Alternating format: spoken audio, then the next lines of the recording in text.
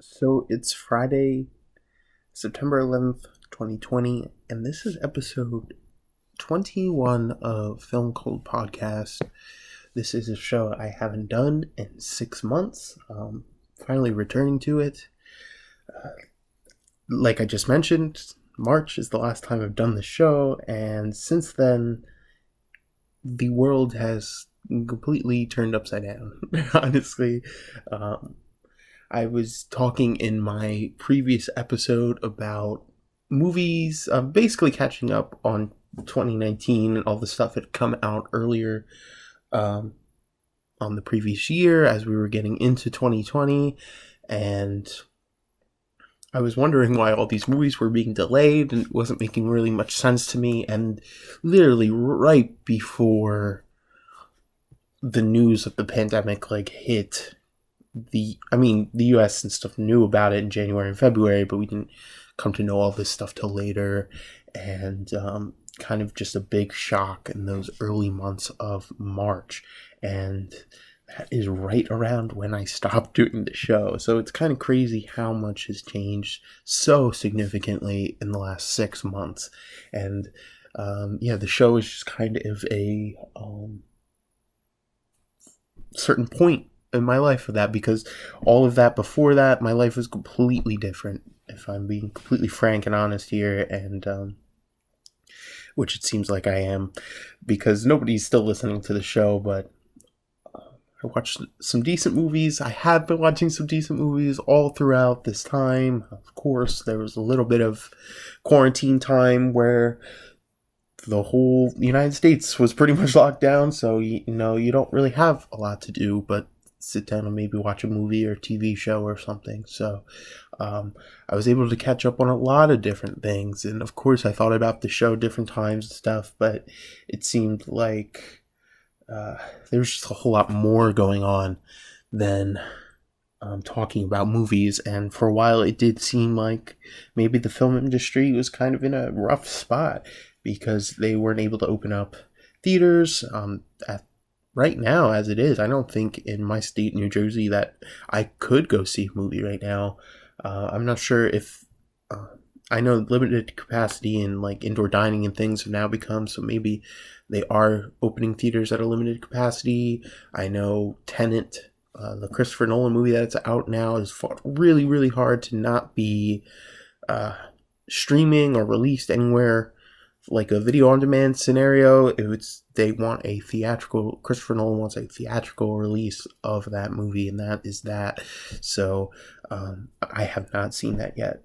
Obviously, I have not gone anywhere to the movie since late February or March. I don't think I got to see anything in March. So yeah, late February, when I was discussing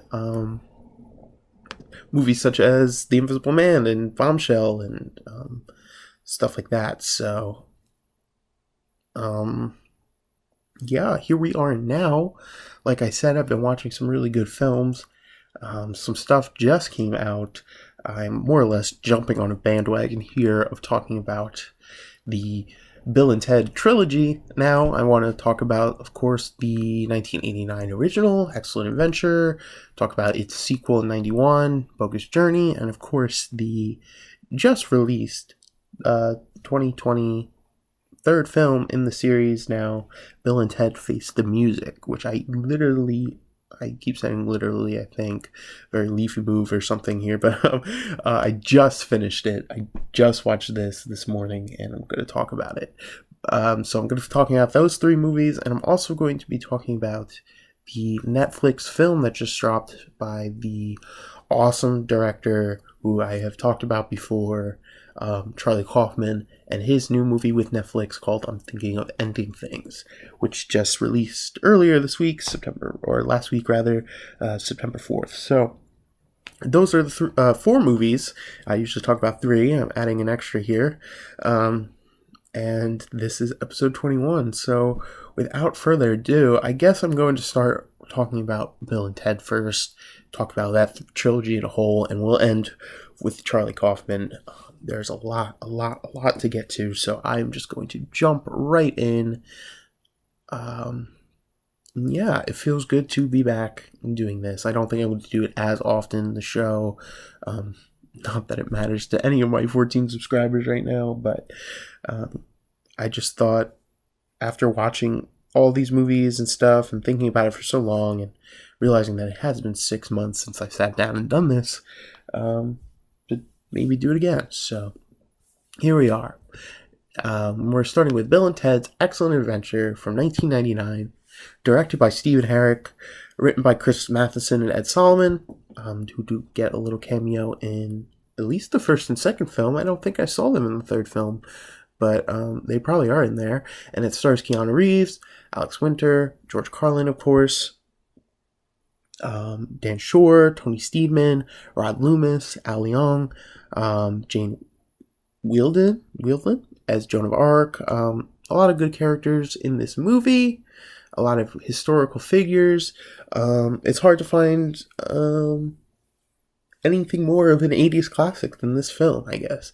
Even though it's right at the end there, 89. But, like, this is a really concise and funny story. And, yeah, I feel like I've been watching a lot of mainstream channels review the earlier movies in anticipation for the third one, and so I might feel like I'm kind of repeating or record playing, skipping record of all of these types of reviews, but like, what is there not to say about Bill and Ted's Excellent Adventure? It's such a funny story. Nothing takes itself too seriously. It's almost like a cartoon, but presented in live action. The time travel element is fun, and it's just has really, really, really good time. I wouldn't want to spoil the first one for anyone who hasn't seen it, but I think I would have a hard time finding someone who hasn't, because it's just one of those films that is in everybody's psyche, especially right now with the new one coming out. But yeah, Bill and Ted's Excellent Adventure, very good movie. 7 out of 10 on IMDb. I would probably put it somewhere on the 7 range. I don't usually rate the films. I recommend them or not. But yeah, they go to the future. They go to the past. There's a lot of wacky, zany elements. I'm kind of just generalizing a lot of things here. I watched the movie again recently with my friends who haven't seen it, and they enjoyed it very much. We were laughing, having a very good time, and we ended up watching the sequel the night after, rather, and they ended up enjoying that a lot less. But I will get to that. But yeah, Bill and Ted, they are failing their class in high school. They need to write a history report. They end up finding a time machine, thanks to George Carlin, who plays a key but very minor role in this movie and in the second one as well. He gives them the time-traveling phone booth, and they are off to find historical figures to present their history presentation so they can pass and save the day for themselves. Yeah, it's fun, really good. Like I said, there's not much there's no page that's been unturned about this movie, I think. And, you know, with the stardom of Keanu Reeves and just the, like, massive popularity of these movies now, it's not the greatest cinema in the world, but it's just a really solid movie, and I recommend it. And as we move forward now to the second film in this trilogy, which came out 2 years later in 91, Bill and Ted's Bogus Journey, is a very interesting sequel. So yeah, I'll just set it up as I always do. Of course, this was written by Chris Matheson and Ed Solomon again, this time directed by Peter Hewitt. Came out in 1991, so now we're in the 90s. It definitely has that flair of the 90s in it. The 2 years made a huge difference as far as where this story goes and how it presents itself as a sequel to the first. I don't know if some of the laughs don't play as good in this movie, and it's something I realized while watching it, and more so watching it while looking at my friends who are watching it for the first time. I realized that some of the humor, some of the things just play a little more darker than the first one, and not to its detriment, but I could see that they enjoyed it a lot less. They told me that they enjoyed it a lot less than the first one, and it kind of left a sour taste in their mouth. I remember seeing less parts of this movie myself growing up as a kid um, than the first one. I do remember the first one way more fondly, and maybe that played into how I felt about the movie, but I also kind of agreed with them that this kind of felt a little lackluster. I'm surprised to hear a lot of, again, mainstream channels like Red Letter Media and stuff, they were talking about how positive they feel about this movie. I kind of feel like this second one falls flat a little bit. And yeah, that's how I feel about it. Not that I wouldn't recommend it. It definitely isn't a copy of the first movie, which sequels tend to kind of do a lot. They kind of just reformulate the story again and kind of play out the same type of film. Bill and Ted do run into different versions of Bill and Ted, but and more evil, sinister robot versions in this film. But as a whole, I would recommend seeing this. But do I think most people will enjoy it more than the first one? No, I do not. So that's kind of where I feel on those two. And we will now talk about the third one. I am kind of going particularly quick. I usually give about 10 minutes to each film, but I do have an extra movie to talk about, which is just very engrossing, and we can talk about it for a very long time. I took notes, which which I always do for Charlie Kaufman movies, honestly, but we will get to I'm Thinking of Ending Things. I'm not done talking about Bill and Ted, but as I was saying, I just kind of wanted to quickly summarize, try to not spoil the first two movies, and briskly get to the third and new movie, Bill and Ted Face the Music. So I'll quickly key that one in and then talk about how I feel about the movie that I just finished watching. So Bill and Ted Face the Music just came out last week, or last Friday even. Writers Chris Matheson and Ed Solomon are back again for the third time with a new director, Dean Parasot. Of course, stars once again Keanu Reeves as Ted and Alex Winter as Bill, with some new characters coming in. Kelly, played by Kristen Shaw, very well done, as George Carlin's daughter. We have a lot of return characters.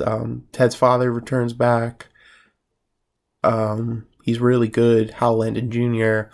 I believe the princesses are played a third time by two completely different people, which I think is funny because their characters are important to the story. They are important to Bill and Ted, but as a whole, I guess the actresses themselves aren't really important. I don't know if they came back from the second one, or I know they were replaced from the first to the second movie. I'm sure they were replaced again for this third movie.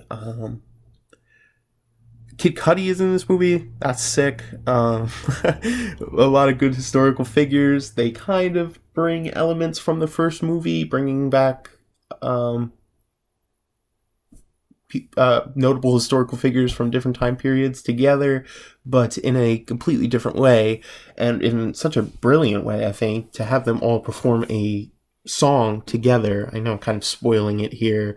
I'll put like a spoiler alert on the screen if you're watching this on YouTube before this, but yeah, not to spoil anything more than that, and who else is in the film itself, but I had a lot of fun watching Bill and Ted Face the Music. I think they took a lot of good ideas. I think they formulated the story better than in the second movie, a lot better. They probably rushed the second movie, whereas there's been how many years of a gap between 1991 and 2020. So they've had a lot of time to write this movie. They've had a lot of time to think on this movie and make it something good. And I think they did accomplish that. I think it is better than the second movie, like I just said. And I think it does a good job of encapsulating all three. And what more could you ask for in a third movie? And it seems to be faring pretty well, critics and fans alike. And yeah, if you were an all-time Bill and Ted fan and you enjoyed the first movie and the second movie, I don't see why you would dislike this. They didn't Dumb and Dumber to it, or where they just like, it seems like they're old and out of place. Like, they address that, I guess, and they do it really well. Sorry to bring up that Jim Carrey and Jeff Daniels movie that they tried to sequel recently, but like, that fell flat on its face because the comedy isn't the same anymore, I guess. Also makes me think of that Three Stooges movies that they tried to remake recently, but I'm getting way off track, as I always do. It wouldn't be a Film Cult podcast episode without me going on a tangent that ultimately leads nowhere.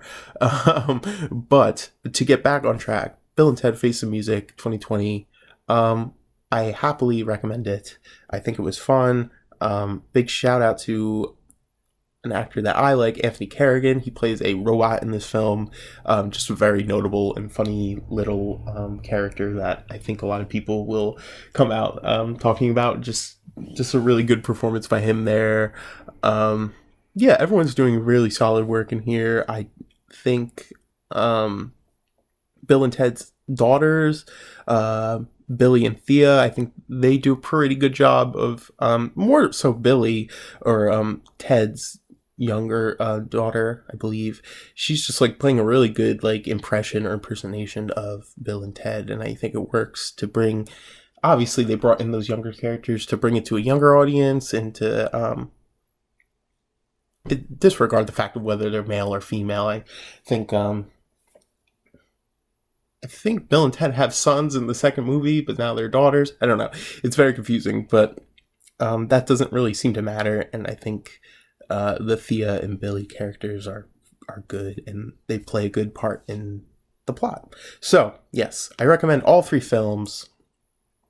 Obviously, if you didn't get, so that's my Bill and Ted trilogy talk, and that was about 20 minutes of our lives. So thank you all for talking about that. We, of course, are now going to talk about the film that I just watched last night, the Charlie Kaufman film, I'm Thinking of Ending Things. So now we're going to go into my review of that. I'm Thinking of Ending Things is the 2020 film directed and written by Charlie Kaufman. It is a psychological drama and thriller, and like I mentioned previously in this episode, about previous episodes, I have talked about Charlie Kaufman, and I think he is just one of the most genuinely genius directors, because these movies are so conceptual and so thought out all the way through, and things connect to other things, and just the basics of what you would think is really good screenwriting and very good storytelling, I think is always in Charlie Kaufman's works. If you aren't familiar with Charlie Kaufman, Eternal Sunshine of the Spotless Mind, being John Malkovich, so sorry for the long pause there, I just had a complete, just brain fart, adaptation, and the film that I talked about on this show, Film Cult, is Synecdoche, New York, which I had never seen before, and that film just blew me away, absolutely crazy, as far as the idea and the execution of that movie. That's the only way I can really simply put it. But for this new movie of his, that was weird, I'm Thinking of Ending Things, is very surreal, very almost borderline horror at some points, but it never really fully turns the horror page for me or for the movie itself. Really, really, really good performances. Jesse Plemons, who is Todd from Breaking Bad, is in this movie. This film also stars Jesse Buckley, Toni Collette, David Thewlis, Guy Boyd, Hadley Robinson, Gus Burnley, Abby Quinn are all actors and actresses in this movie. Sorry, I always go through that list, but I particularly missed it. This movie is such a trip. I really can't express that enough. Part of the reason why I'm here sitting down recording this today is because of this movie. It just made me want to talk about it with someone. I don't really. I told my friend to watch it, and we're going to talk about it later, but it made me think about this show and doing this again. That's how, because it makes you think so much. It makes you, in almost a very nihilist and brutal form in this movie. It's very melancholy. It's very sad at points. Makes you think about time and aging and death and some very sad themes. But I think just the way, the nature that it's done, the style, Charlie Kaufman is just brilliant. Really, really, really just brilliant. I took some notes just to keep this review on track, to keep myself on track, to make sure I didn't miss anything that was really essential for me to say. I'm going to try not to spoil it, but we are probably going to get into that territory. So to be concise, to be cut the bullshit here, I highly recommend this film. It's on Netflix. Everyone has Netflix. Please give this a watch if you are looking for something interesting, and that's what I will say about that. But to talk about this further, into some spoiler territory, there's a lot of setting up in the beginning when Jake and this young woman who's referred to by many different names. She's called Lucy, she's called Lucia, she's called Ames. We figure out why later on, obviously, but we get this car ride. They're a couple. They're going to meet Jake's parents, Jesse Plemons, and we have a lot of time of them sitting in the car, almost a half hour of the film before they actually get to Jake's parents' house. But just the time to give to the setting and the plots and these two characters, I just really, really appreciate that. They talk about a lot of different things in this car ride, and universal simplicity that makes you see yourself in art and literature and media, and the universalness of Jake's job in high school, and just the setting of that they kind of come back to now and then of the high school setting, and the walls and the lockers, and just very nostalgic, but nostalgic for everyone. Like, you can see your high school in there, I can see my high school in there. I don't know, just something about the universality, and this is something that they discuss in the movie more than what I'm talking about too. But at one point there's a janitor character who may or may not know who is this person, but like I said, we will get to that further. He watches a fake Robert Zemeckis movie within this movie called Orders Up, which has this big fantastical romantic scene where the boy tries to win the girl over by doing this big romantic gesture, something we've seen very much satire of these movies, and I just, it's so smart, so well put in.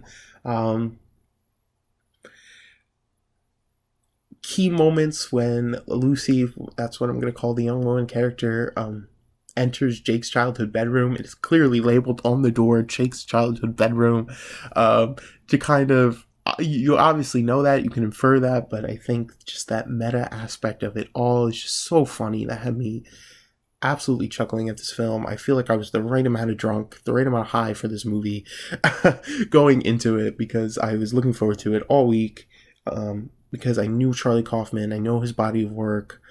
Obviously is what I mean by that. I don't know him personally, but I knew what I was kind of getting myself into. But as far as the specifics, obviously I wanted to let the story take me. And even watching the trailer earlier was something I regret, because it already gave kind of a hint at the theme that Jake and the young woman are more or less one person. Oh, there's the spoiler there. Or that's something that they keep referencing to even in the trailer, which kind of takes the piss out of the whole impact of it, And I wish they didn't put that in the trailer, that the young woman sees a picture of herself on Jake's wall, and she says, "Is that me?" And he goes, "No, that's a picture of me from my childhood." And so you kind of find out, and you can figure out, if you're really paying close attention, that the young woman character doesn't exist, and she literally fades away. As far as the movie is concerned, we totally shift from thinking that Lucy, or the character that we think is named Lucy, is almost completely disappear by the end of the movie. And this movie is about Jake and about his life and how things have ended up for him and how he has become so nervous throughout his life and shut things off, and he never got to talk to this girl. And this young woman is kind of like the idealization, she's all different parts of his character. She knows about physics and about painting and about things that Jake once really cared about, but has turned off inside of him. And now he's a lonely janitor at a high school, and you could see bits and pieces of characters that he sees in his life into this kind of story in his head. I know all this sounds so greatly confusing, and it is, but I feel like I was able to grasp so much of this movie. Excuse me for reiterating, but on the first try, which is something for me, I feel like I watch a lot of his movies or a lot of movies in general, and I'm just like, wow, I really didn't pick up a lot of that at all, and I feel like I was paying attention. But for this one, I feel like I did get a majority of it on the first run. But of course, after watching the movie, I watched an explanation, a full thing, got some more pieces of the story that I didn't really pick up on. But it's one of those movies that multiple watches, definitely gonna watch this again probably very soon. Toni Collette in this film, absolutely fantastic actress. She is just a powerhouse in everything I've ever seen her in, honestly. What a great actress. Jake Plemons is really good in this too as Jake. Did I just say Jake Plemons? Jesse Plemons, sorry, as Jake. But yeah, highly recommend this film. I still have notes here. Right when she reads the poem Bone Dog, that is recited as her own works early in the film, we realize that is another key point, that we realize that the young woman isn't a real person. She's more of an idealization of the perfect woman for Jake. Yes, some very nihilist themes of the effects of time and aging, and we have multiple shifts of younger and older versions of Jake's parents. They constantly shift throughout the home. We get younger versions of his mom, and then the older, now taken with dementia versions of her mom, all in one basically take, and it's heartbreaking and it's sad. And that poem that young Lucy, or whatever her name may be, recites is very nihilist and upsetting, but Jake thinks it's about him, and just very, very interesting film techniques and things to bring you into this story. Couldn't say enough more positive things about this movie. Please go see it. And that is my 30-minute show called Film Cult Podcast that I haven't done in 6 months. But thank you so much if you tuned in for listening to any one of these reviews, or just skimmed your way through. Either or, I appreciate it greatly. I hope you guys have a wonderful weekend and you get to do everything that you want to do. I'm Chris. This has been Film Cult Podcast. I will see you in the future. Take it easy.